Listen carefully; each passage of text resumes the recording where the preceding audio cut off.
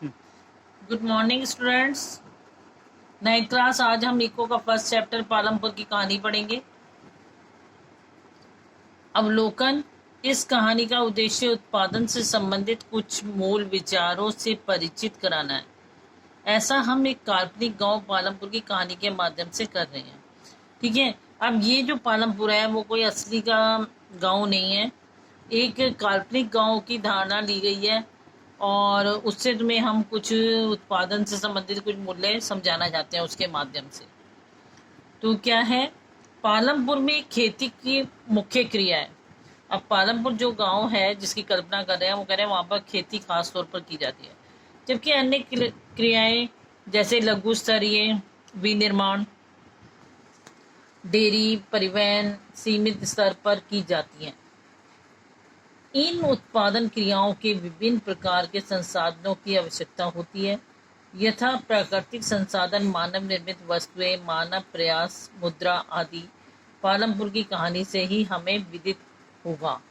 गांव में इच्छित वस्तुओं और सेवाओं को उत्पादित करने के लिए विभिन्न संसाधन किस प्रकार समायोजित होते हैं।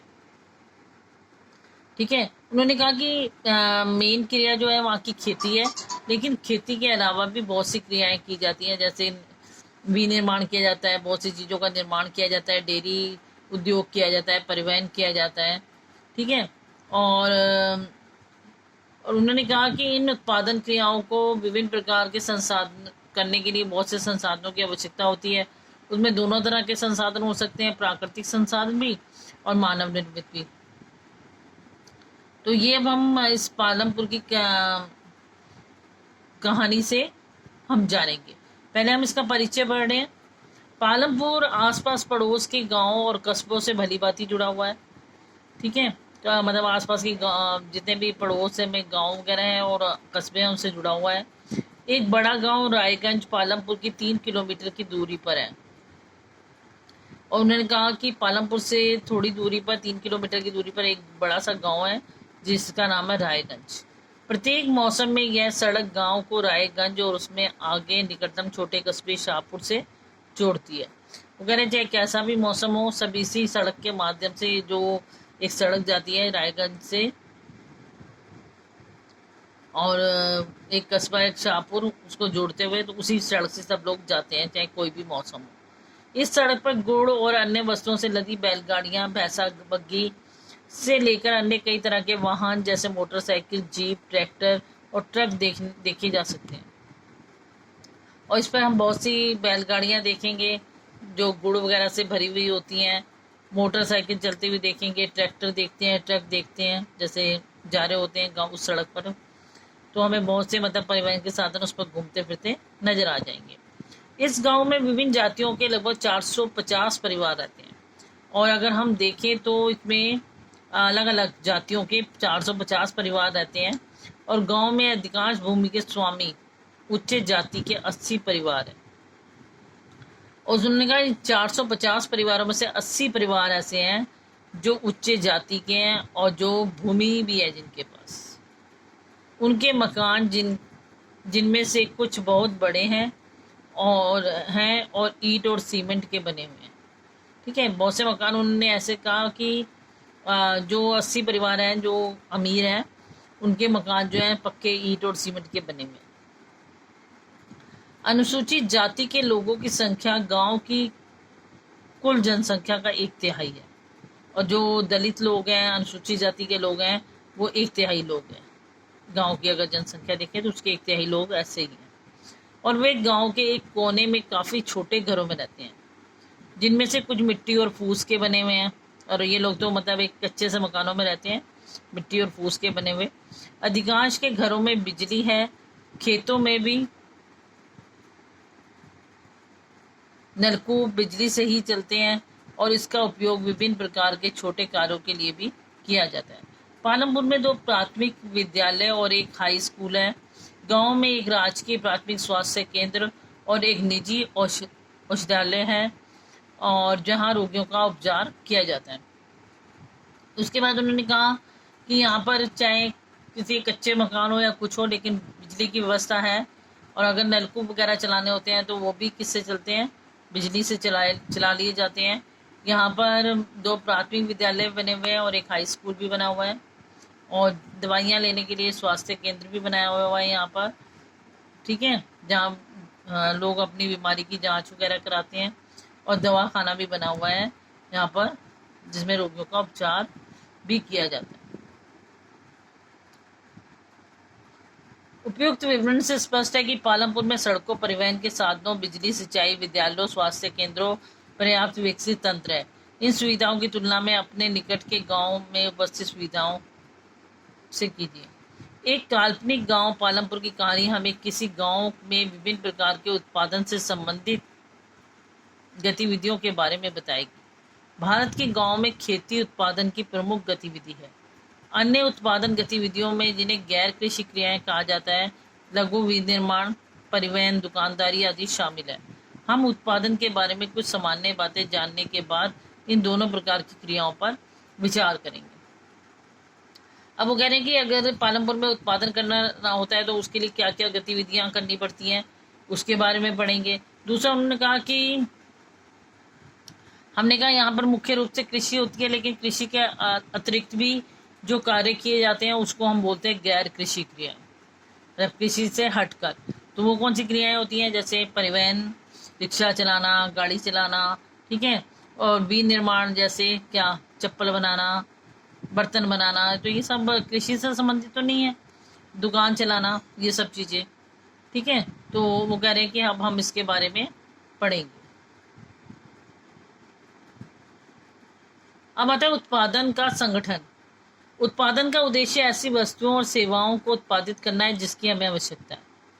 वस्तुओं और सेवाओं के उत्पादन के लिए 4 चीज़ें जरूरी होती हैं।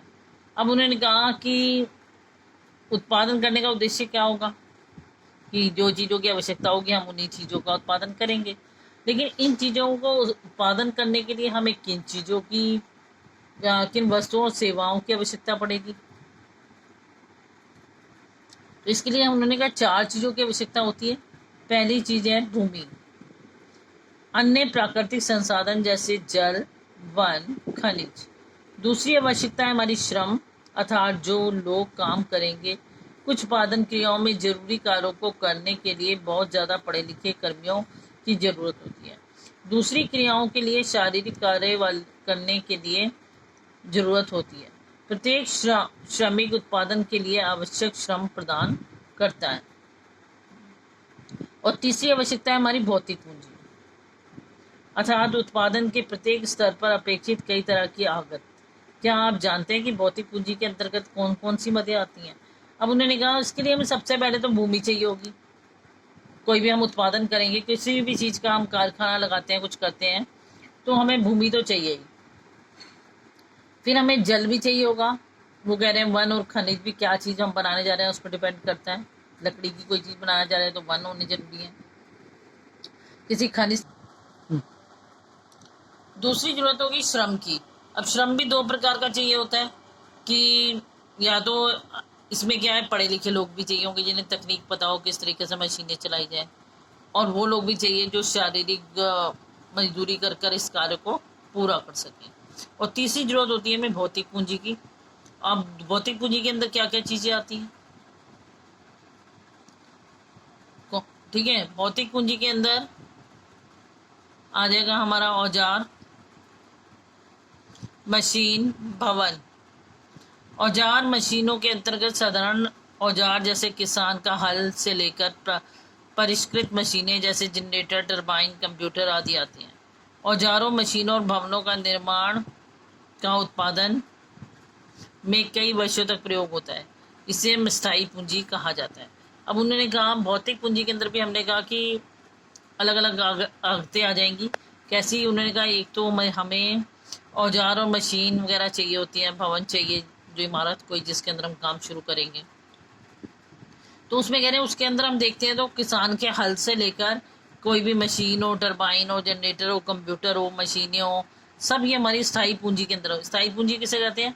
जो एक लंबे समय तक हमारा साथ देती हैं। अब ये तो नहीं हमने कोई मशीन खरीदी, ठीक है, या हमने हल खरीदा, वो एक दिन काम करेगा, हमें दूसरे दिन उसे फिर खरीदना है, ख़त्म हो जाएगा वो, ऐसा तो नहीं है। हमने टरबाइन लगा दिए तो वो हमारे सालों साल हमारे काम आएगा, और हम एक बार कंप्यूटर ले लेंगे सालों साल उससे काम करेंगे। तो इस तरीके से जो हमारा लंबे समय तक साथ देता है हम उसे स्थायी पूंजी कहते हैं। दूसरा, कच्चा माल और नगद मुद्रा। उत्पादन में कई प्रकार के कच्चे माल की आवश्यकता होती है, जैसे बुनकर द्वारा प्रयोग किया जाने वाला सूत, कुम्हारों द्वारा प्रयोग किए जाने वाली मिट्टी। उत्पादन के दौरान भुगतान करने और जरूरी माल खरीदने के लिए कुछ पैसों की भी आवश्यकता होती है। कच्चा माल और नगद पैसों को कार्यशील पूंजी कहते हैं। औजारों, मशीनों और भवनों से भिन्न ये चीजें उत्पादन क्रिया के दौरान समाप्त हो जाती हैं। अब उन्होंने कहा कि दूसरी हमारी आ जाएगी जिससे हम बोलेंगे कार्यशील पूंजी। ये क्या होता है कि जब भी हम उत्पादन करते हैं उसके लिए हमें कच्चा माल चाहिए होता है, और कच्चा माल खरीदने के लिए हमें पैसा चाहिए। ठीक है, अगर वो करें बुनकर है तो उसको क्या चाहिए, सूत चाहिए, और उसने जब कपड़ा बुन लिया तो सूत खत्म हो गया, हमें फिर चाहिए। कुम्हार ने मिट्टी के को चाहिए मिट्टी, और मिट्टी से उन्हें बर्तन बना लिए तो उसे फिर दोबारा मिट्टी चाहिए और बर्तन बनाने के लिए। और पैसा से हमने जो सामान खरीद लिया, हमें अगर और कच्चा माल खरीदना है तो हमें और पैसे की जरूरत है। तो ऐसी पूंजी को हम बोलते हैं कार्यशील पूंजी, जो कार्य करने पर समाप्त हो जाती है। ठीक है, किसी भी चीज के उत्पादन करने की क्रिया के अंदर वो समाप्त हो जाती है। तो आज के लिए हम इतना ही करेंगे। नेक्स्ट क्लास में हम इससे आगे पढ़ेंगे, इसे अच्छी तरह रीड करेंगे। थैंक्स।